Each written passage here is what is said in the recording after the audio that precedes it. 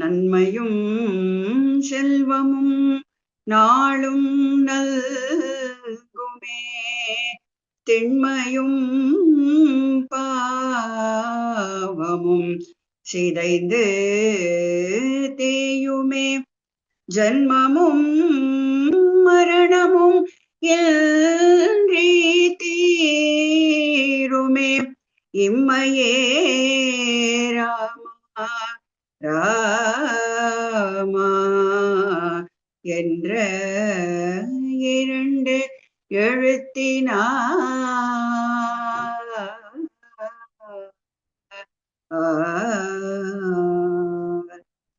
Namaste everyone. Jai Shri Ram, Jai Jai Shri Ram. This verse from Kamban dedicates the whole thing to the two letters or two syllables of Rama, Ra and Ma. Do akshar ka hai ye. And then it gives wealth, it gives prosperity, it gives janma and a good janma, and then destroys our sins, and then the cycle of birth and death it destroys. So last 3 days, as Chitra was mentioning now, we have had wonderful evenings collectively. I give more importance to that. Individually, we are devotees of Sri Rama, but these 3 evenings have been very immersive, and we have lot of opportunities, visual and also audio lessons from what we can learn from Rama. I thank very much Beluji, Narendraji and Biswajita for giving me this opportunity. I am more a singer and a writer. I have written a lot of things and less speaker. So please bear with me for my fumblings in my talking. And therefore, I am going to read more from my text than teaching and telling. Like Lakshmi ji has done that regional flavor in Telugu, I am going to give in the regional flavor of Tamil by Kavi Chakravarti Kamban. Kamban is recognized as Alvar. Like we have 12 Alvars, but Kamban is called Kambanatta Alvar. Like he is a special Alvar in every sense. Kamban, he was born in Terendur Gramam. Now it is become a Gramam, but Terendur Rajagopala Swami temple is very famous. So in Mayiladuthurai district, near very Tanjavur. So he was a contemporary of Chola king, and his period is said to be around 10th century, because at that it was the beginning of the bhakti movement, and also he belonged to a fairly wealthy family. And because Tanjore district and all that, because of the rice bowl in those days, people were fairly rich with their granary and all that. And moreover, he was also given and benefactor by Sadayappa Pillai, lot of money and a lot of things. And it is also said that he belonged to a weaver's family. So we have a saying in our Tamil that Kamban vittu thariyum kavi paadum. That is, even the looms of the weavers, even the looms of Kamban's house start singing poems. So he also learned many languages, and among them were Tamil and Sanskritam, and he became proficient with that. He had all qualities of a devout bhakta of Lord Vishnu, and also that of becoming a great poet. As he blossomed into a great poet, he was attracted towards Valmiki's Ramayana and got engrossed into it. He was attracted to the poetic brilliance of Valmiki, and he thought, why not translate it or bring the essence of Valmiki Ramayana into Tamil, so that the Tamil-speaking people would be highly benefited. Of course, people had recognized that Sri Rama was an incarnation of Lord Vishnu, and they were worshipping already. Also, the inherent bhakti towards his Ishta Devata, which was always springing from his heart, could be channelized into a Mahakavyam. Thus sprang the fountain of Ramayana from the mouth of Kavi Chakravarti, Kamban. As was the custom in those days, just now Beludi was telling about the Ranga Puja. So in that Ranga Puja, a poet had to present his literary work in front of all the recognized poets for their approval. This story itself is very big, but very interesting, and I will keep it for the last one. Although now in this in this topic, not only glimpses of Kamban, I am going to have a comparison with Valmiki and in what sequences and incidents he differs from Valmiki.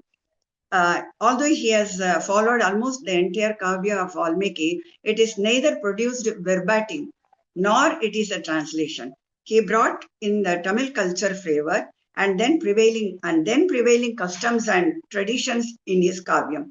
Like Kalidas, Kamban's imagery, including metaphors and similes, is par excellence. With this background, I would straight away go into the subject matter, glimpses of Kamba Ramayanam with reference to Valmiki's Ramayanam also. It is a vast topic, I know, but considering the time, I would choose only a few incidents, but definitely not in chronological order because we know Ramayana very much, and ponder over the depiction of Kamban and how he varies from Valmiki. The first and foremost is the difference between Kamban and Valmiki regarding their perception of the Kavya Nayaka Sri Rama. Valmiki treats Rama as Maryada Purushottam, that is an ideal human being. He has got all the 32 Kalyana Gunas, which is supposed to be an ideal human being. Now, we know that Narada himself in his Sankshepa Ramayana, Narada himself enumerates all the 32 Kalyana Gunas, and he says only Rama had these. So that way it was a Maryada Purushottam for Valmiki. But Rama taking clues from this, knowing that an ordinary human being cannot have 32 Kalyana Gunas, he was very much impressed and he said only an avatar could get it. So he himself was impressed by these things, and then he said Rama is an avatara. Actually, Kamban's Kavya is not called Kamba Ramayanam. It is called Kamban's Ramavatara because Rama has come down as an avatara. And this way, and also he has given a full padalam, that is full canto about before Rama is born. There is a depiction in the Milky Ocean in Sri Hari's Vaikuntha, where Sri Hari promises Devas that he would be born. Yes, it is Shantha Rajan. Yeah. Before the birth of Rama, he clearly depicts the scene at the Vaikuntha where Sri Hari promises Devas that he would be born as Sri Rama. In fact, Kamban titled, as I said, it is a Ramavatara. Next, the next variation is there is no Mangala Charanam as such in Valmiki Ramayana because the first shloka itself starts with a shoka. It is born out of the shoka when everyone knows that Valmiki sees two loving birds and a hunter kills one of them. So he says, Ma Nishada, don't do. So this has an negative inclination. Ma Nishada Pratishtham Tvamagama Shashvati Sabhaha Yat Krauncha Mithunadekam Avadhi Kama Mohitam. This is how he starts. But there are some interpreters, poets and pandits, they say that Ma means Mahalakshmi, that is Shri. So we cannot take it as a negative inclination. This is also a Mangalacharanam because it starts with an auspicious word like Ma.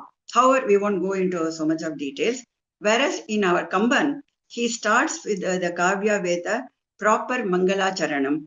Ulagam Yavayum Tam Ulavakkalum, Nilai Peruttalum, Neekkalum, Neengala Alagayala, Vilayattu Udayar, our Talaivar. He is the head of our family, Prapancha. Annavarke Sharanam Nangale. A small translation would be, I bow at the feet of the omnipotent Ishvara, the supreme being of all, supreme being who creates, sustains, and destroys the entire cosmos and surrenders to him alone. The verse starts with the letter U, that is A-U-Ma, that is a central letter of the Pranava Akshara, which is the syllable of sustenance, and that is the pratik of Mahavishnu. This is how he starts.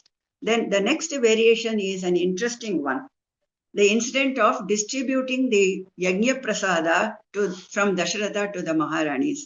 For Valmiki, it was sheer calculation that half of it to Kaushalya, 1/4 of it to Kaikeyi, the second one, and the last 1/8 were to be given to Sumitra.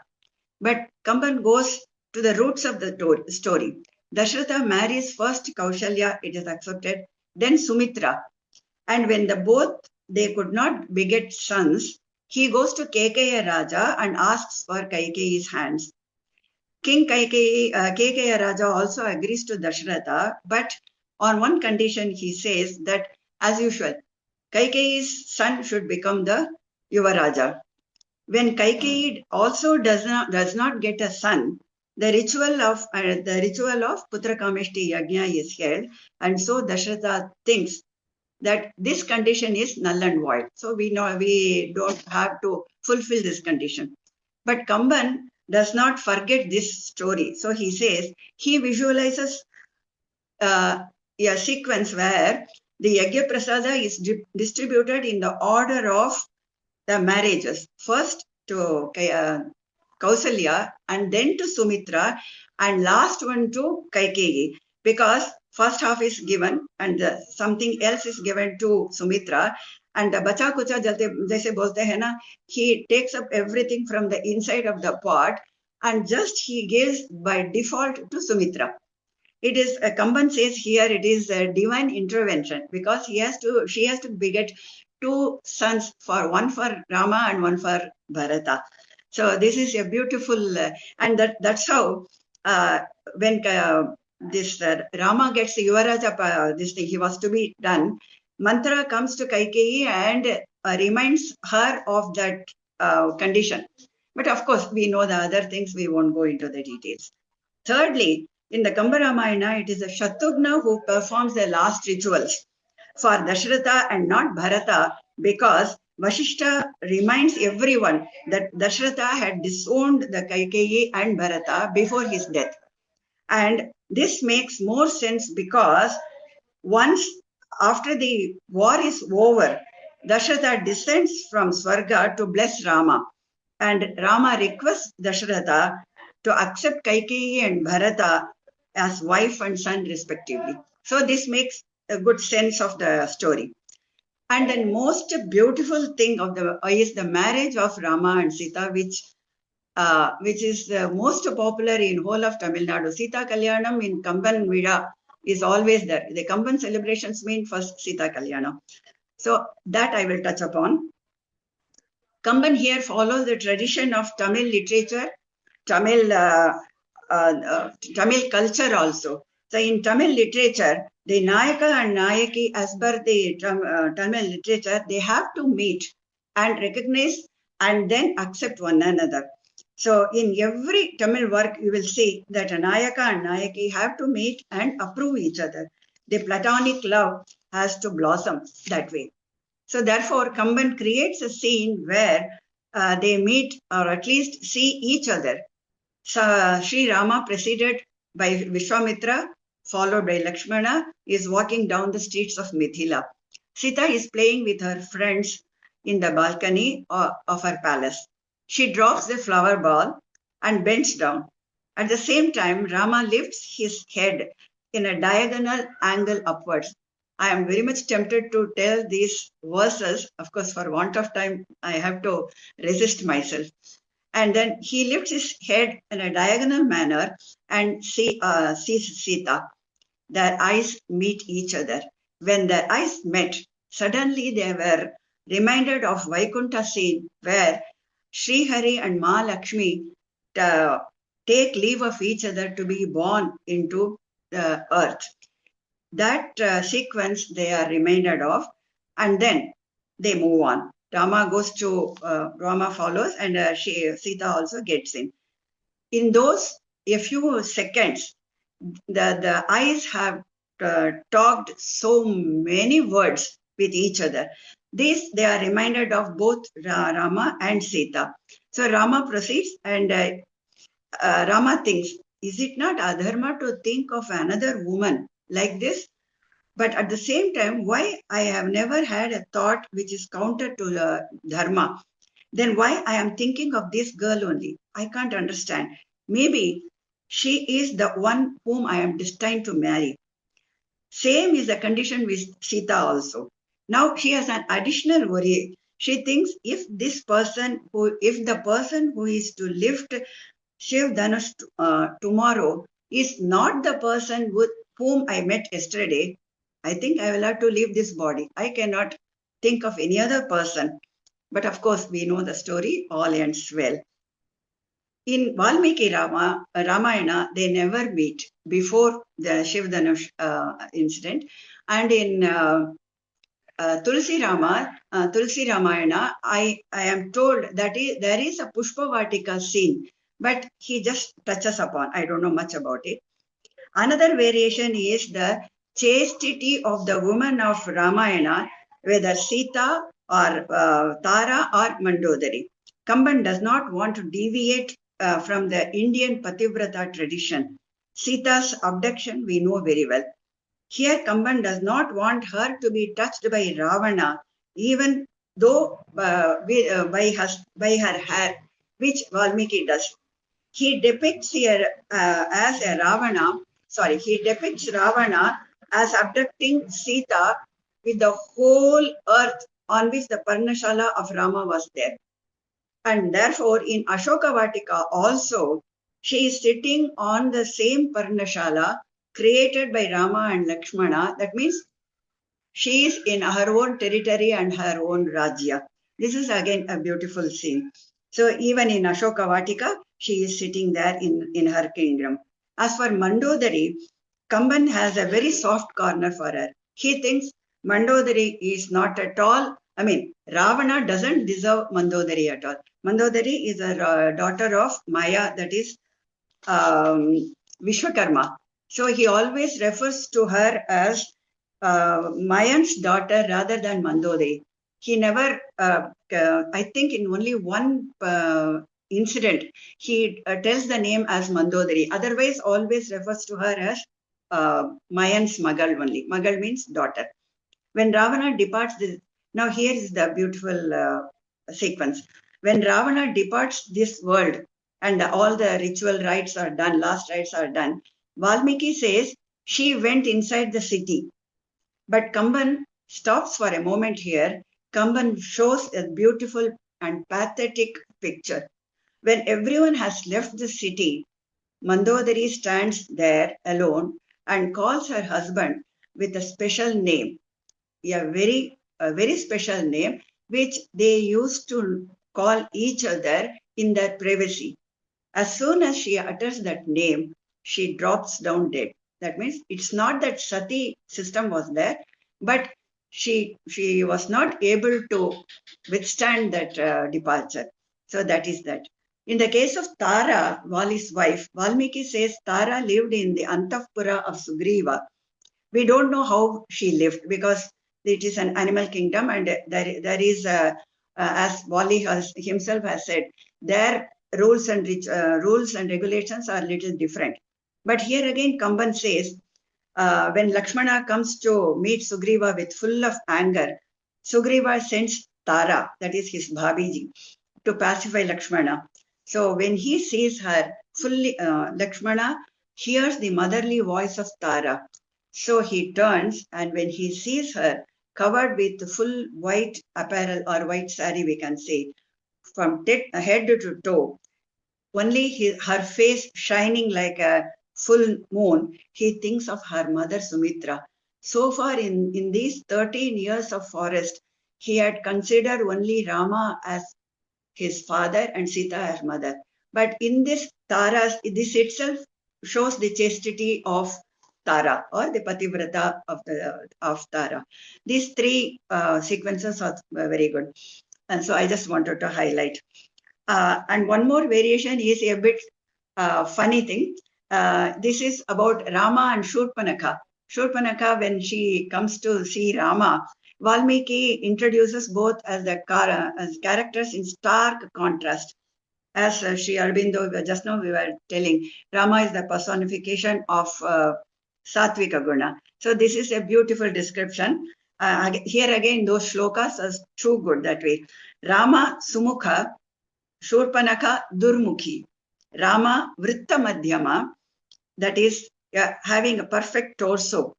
And she Mahodari, her fat, she has a fat and stomach.